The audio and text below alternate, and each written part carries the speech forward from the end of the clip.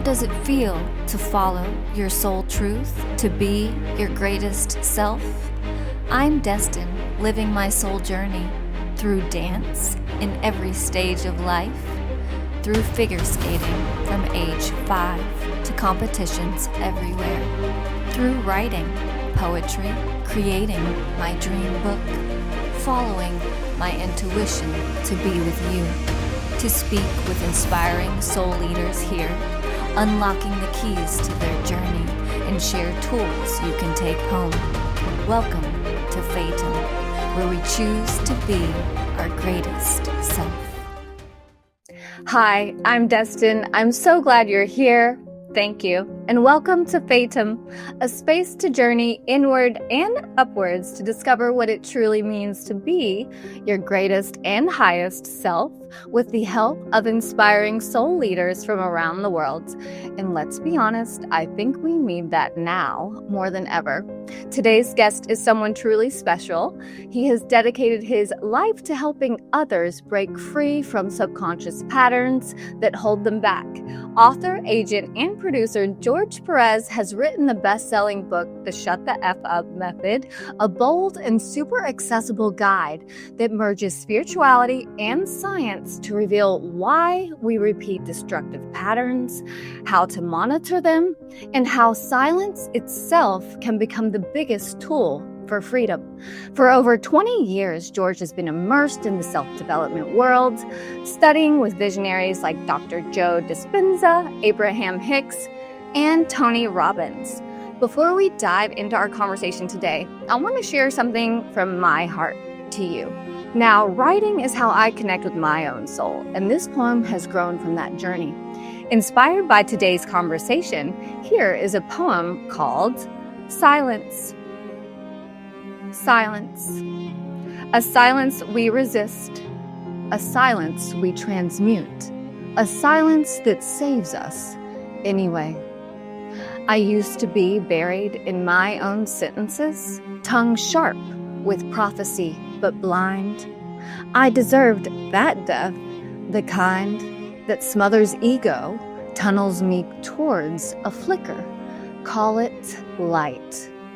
When what we see is suffering, a smile weaponed with envy, an absence, another wound, they fire triggers of smallness, yet still I walk through. I walk through the mirror, returning only my reflection until fracture becomes scripture, until wound becomes wisdom, until silence becomes more than enough. I killed her. The girl who begged for kisses, who clung to forever promises, who crumbled at the word alone. I buried her, the one who mistakes storm for punishment, who never saw beauty in the gloom. In headlines unfolding like sidewalk prayers, each obituary of the self, another layer shed. Another blossom bright and unashamed. Without barricades, there is no sprint until the morrow of being listens. So instead, I listen to the silence that teaches, to the death that frees, to the mirror that waits, to the silence that saves.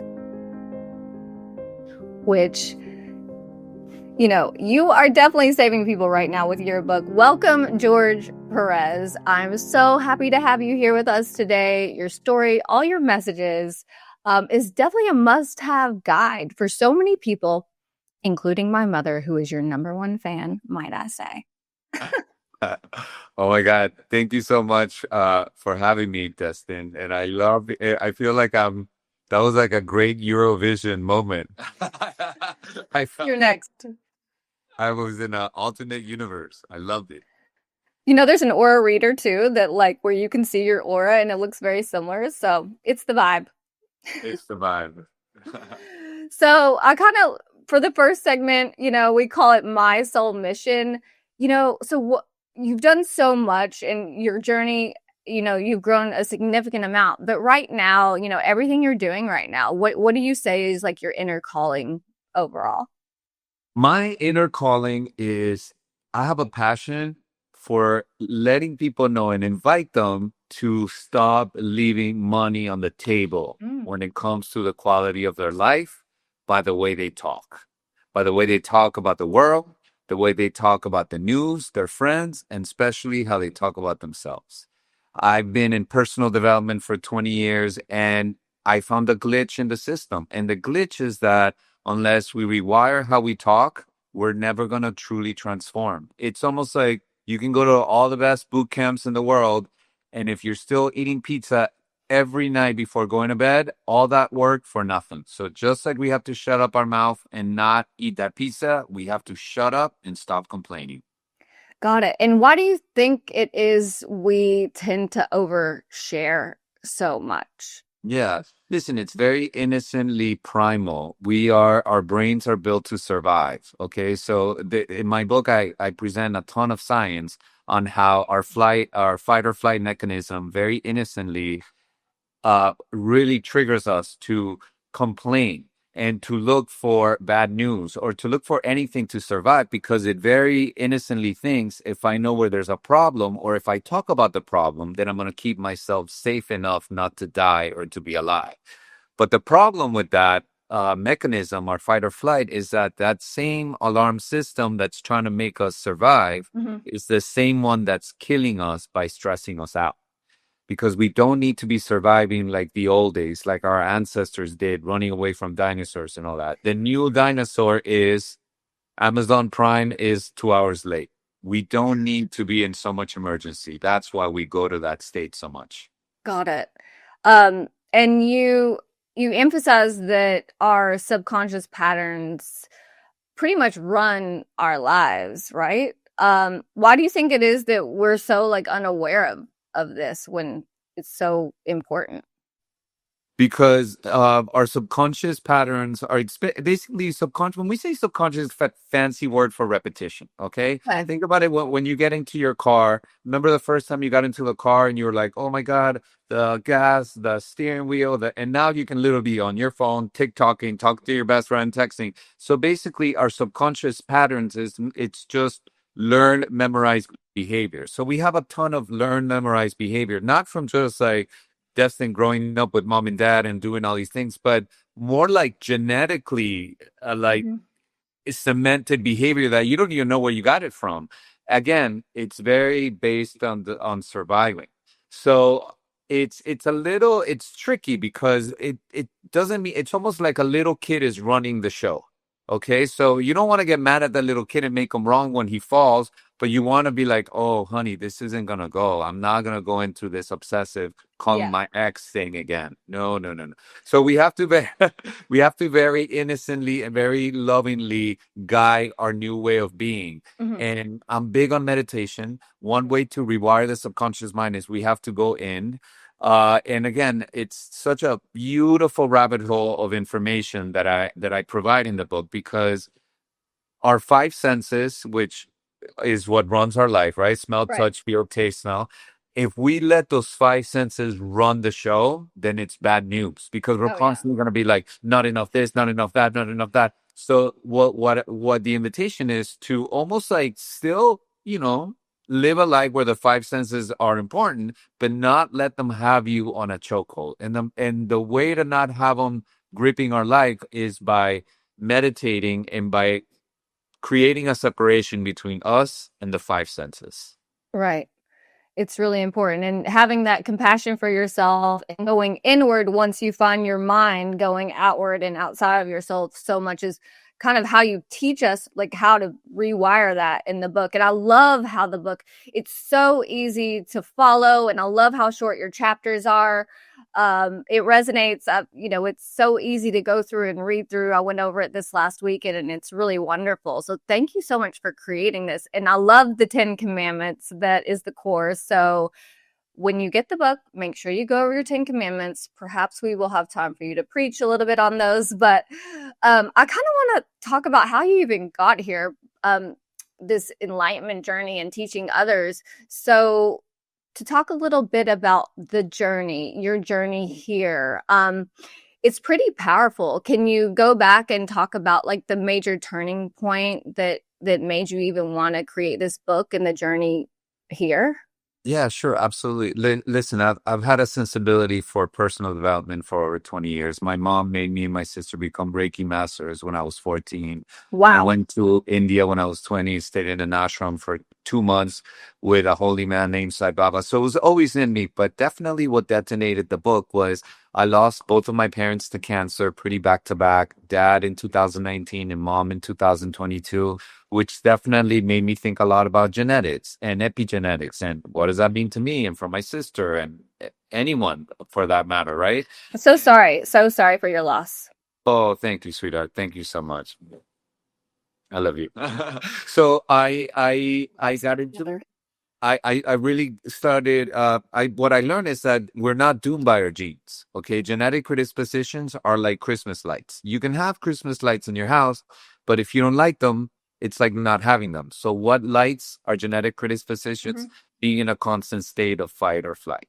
Then I started thinking about my parents. I started thinking of how, my dad will constantly talk about his anger about what happened in his native country, Venezuela, my mom and her childhood trauma. And then that's when it hit me. I'm like, oh my God, they very innocently kept dinging on that fight or flight door too much. And eventually their body broke down. Your immune system goes down when you're stressed. And then this happened. Now, my plight has become, how could I invite people to have a better quality of life and be really mindful about what they say? Because what we say, we can self-create so much unnecessary stress by the things we focus on, right? If we're always talking about the news are there, news are news.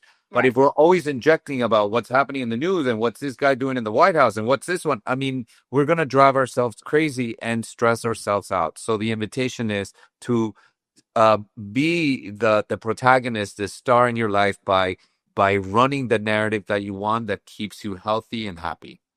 We have the choice and we have to choose ourselves and redirect all those crazy thoughts. I talk a lot about the 4 minute mile, the phenomenon of the 4 minute mile.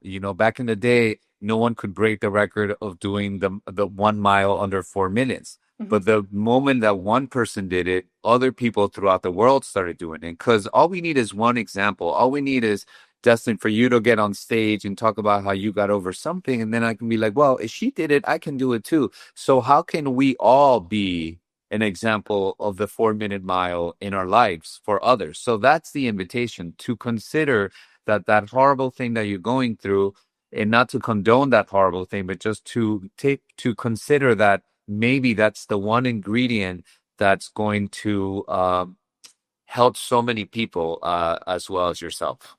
Right. Energy is definitely contagious. So thank you for creating this and kind of talking about the 4 minute mile. I'd love to segue into like your toolkit, the practical side of kind of applying all these learnings and teachings that you're sharing with all of us.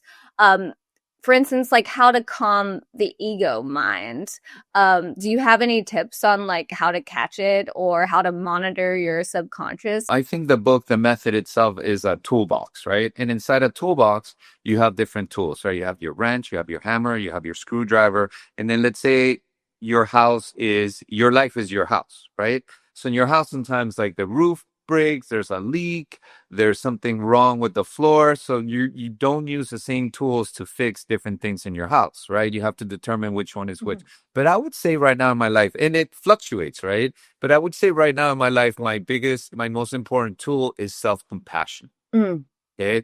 Like when I lose my mind, when I get triggered, when someone is rude to me, the first thing is like, okay, can I be with my feeling of anger? Can I, sometimes I even talk to my inner child and I go, hey, it's okay. It's okay. I'm here with you. I do this weird inner child thing. But I think self-compassion is my number one tool, right? That's great. There's other tools that obviously come into play that are similar. They're like cousins of self-compassion, which is perspective, which is compassion, which is acceptance, So these are all different tools that kind of one blends and bleeds into the other. But life will show you, Destin, life will show you what tool you need. Like when you get that leak on the roof, you know it's not about the hammer. You know that it's about a bucket, right? Right. So life will show you when that guy slams the door in your face and says, "We're closed," Totally. perspective. So These, yeah. you have to know what tools exist though, right? So which is why you created this book. You have like all these lists of resources to go to once you have issue A, issue B, issue C. You're like, okay, well now it's time to implement maybe the zip, or perhaps just go inside and calm, your mind with some self-talk, things like that. And now, you warn obviously against sharing your problems with everyone. Can you talk a little bit about what that does to your energy personally? Yeah, so kind of collectively. absolutely. So the brain doesn't know the difference between a problem and you keep telling a story of a problem and reliving that experience. So when we go around and again, very innocently, our fight or flight is like you have a problem with your current partner or your boss, like, "Hey, Destin, how's it going?" "Oh man, I got this freaking asshole." And then I lean in, "What happened?" And then all of a sudden we get into the thing and you're telling me and I'm listening and then I'm telling you how, "Oh, this reminds me of this boss that I had." And then we leave our conversations and I go, "Oh my God, Destin, I love speaking to you. You're so great." And you're like, "Oh, George, you're the best."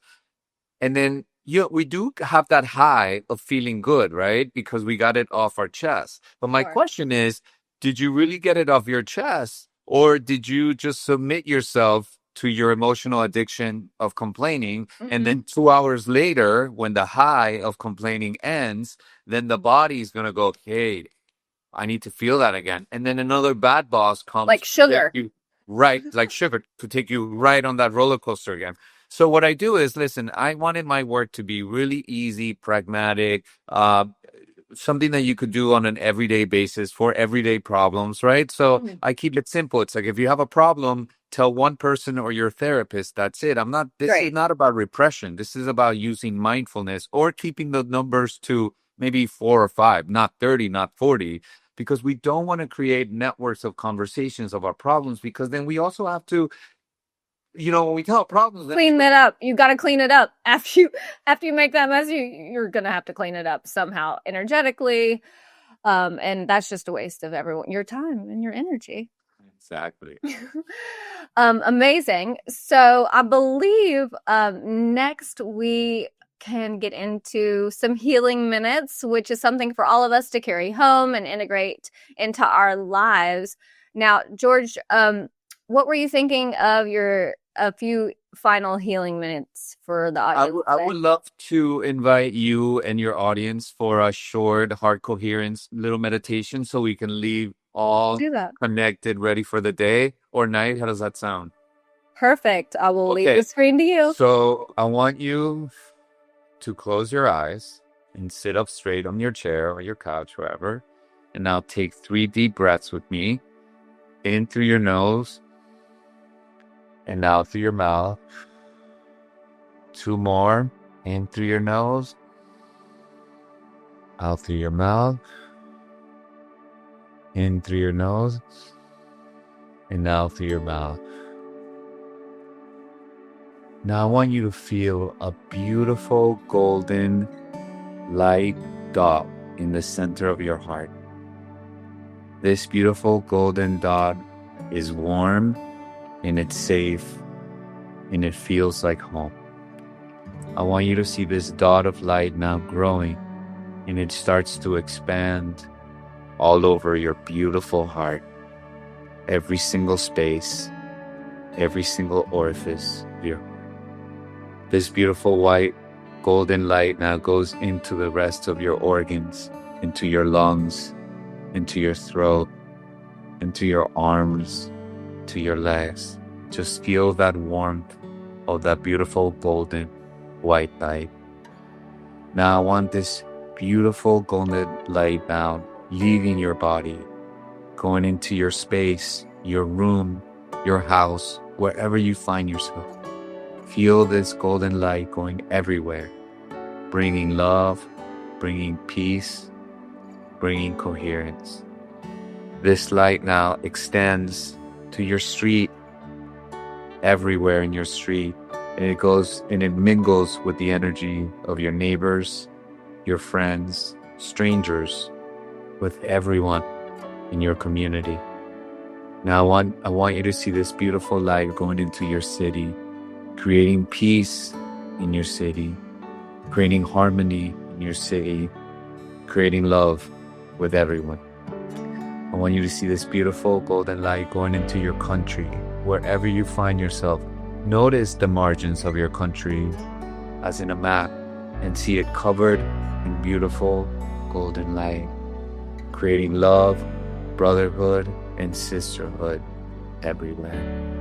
Now I want you to see this golden, beautiful light covering the whole planet, bringing love and peace and joy to the whole planet, creating harmony, creating coherence with everyone, with everything, every animal, every plant, everything. Now I want you to see this beautiful golden light going into the universe. All the universe is covered with this beautiful golden light.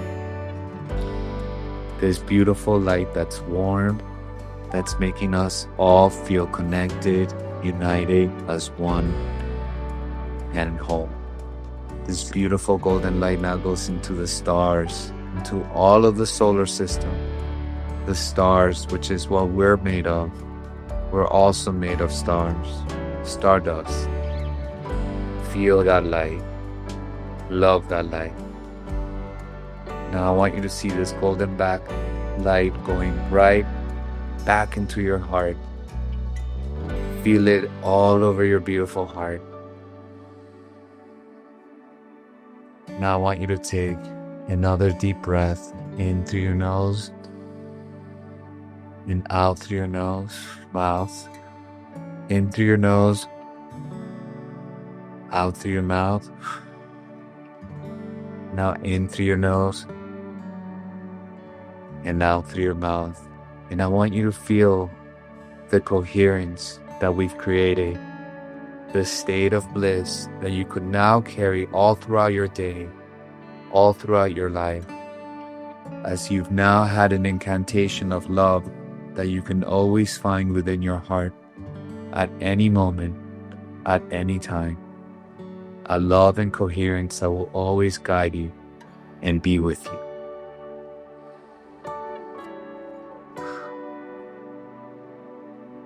Now slowly, very slowly, open your eyes.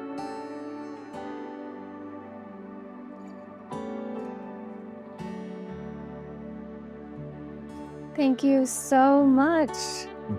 Thank you. I'm like, now I'm gonna do anything else for the rest of today, or I will do the things, but I'm just gonna be so much more relaxed and at peace. Thank you for sharing this experience. It was so special. Thank you. How are we doing with time? Oh, we're doing great. Just enough time to talk about what you have coming up, which is so exciting. Like, so you're going to be leading, what is it?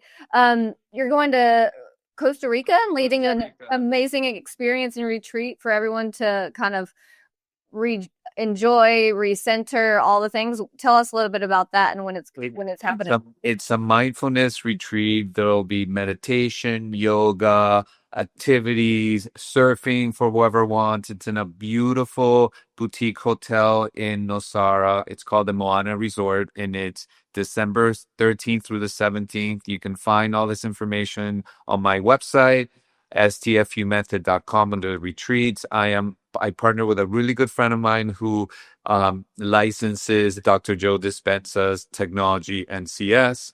So it'll be a mix of what I do with the STFU method and then also what he does. And it's going to be beautiful and life-changing. And if you can come, you should. I mean, it's the perfect holiday gift for yourself. And I'm all about that, putting that love back into yourself so you can have that full cup for others. I have the book. Be sure to grab the book too if you haven't already. And remember, thank you so much for being here. Yeah. And your audience can find me at George Perez Jr., but it's George like Jorge Perez Jr. And obviously the website STFU Method. My book's on Amazon, and I look forward to doing another show with you. Absolutely. Season 2. Of course. And remember, stay true, stay you. I'm Destin. This is FATUM. Until next time, thank you. Thank you. Thank you for watching FATUM, where we trust our intuition and be our greatest self. Continue the journey with me on YouTube at FATUM Poetry by Destin and at FATUMPoetry.com.